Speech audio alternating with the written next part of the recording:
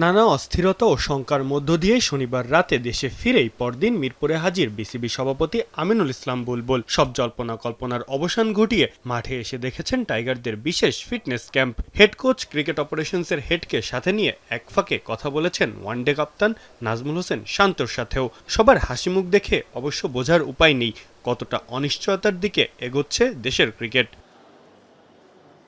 বুলবুলের বোর্ডের বিরুদ্ধে সরকারি হস্তক্ষেপে নির্বাচনে কারচুপি সহ একাধিক অভিযোগে তদন্ত কমিটি গঠন করে প্রতিবেদন তৈরি করছে জাতীয় ক্রীড়া পরিষদ। 15 কার্য দিবস অর্থাৎ এপ্রিলের প্রথম ভাগের মধ্যেই প্রস্তুত হয়ে যাবে চূড়ান্ত প্রতিবেদন, যার উপরে নির্ভর করবে বিসিবির বর্তমান পরিচালনা কমিটির ভবিষ্যৎ। দেশের বাইরে থাকায় বুলবুলের সাথে মুঠোফোনে একাধিকবার যোগাযোগ করা হলেও এবার তার সাথে সরাসরি আলোচনা করবে তদন্ত কমিটি, এমনটাই গুঞ্জন ক্রিকেট পাড়ায়। এবং উপজেলা পর্যায়ে মিনি স্টেডিয়াম নির্মাণ। এদিকে সংসদ অধিবেশনে প্রশ্নোত্তর পর্বে বিগত বছরগুলোতে অবৈধভাবে নিয়োগপ্রাপ্তদের জাতির সামনে আনার প্রতিশ্রুতি দিয়েছেন যুব ক্রীড়া প্রতিমন্ত্রী আমিনুল হক।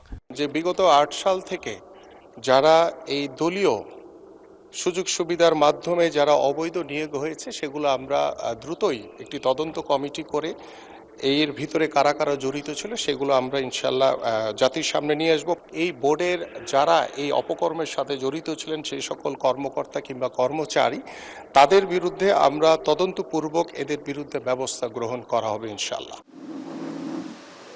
যদিও শেরেবাংলা জাতীয় ক্রিকেট স্টেডিয়ামে নেই তেমন কোনো উৎকণ্ঠার সুর। টানা তৃতীয় দিনের মতো চলমান ক্যাম্পে প্রধান কোচ ফিল সিমন্সের অধীনে খেলোয়াড়দের ফিটনেস এবং ফিল্ডিংয়ের উপরে দেওয়া হয়েছে সর্বোচ্চ গুরুত্ব।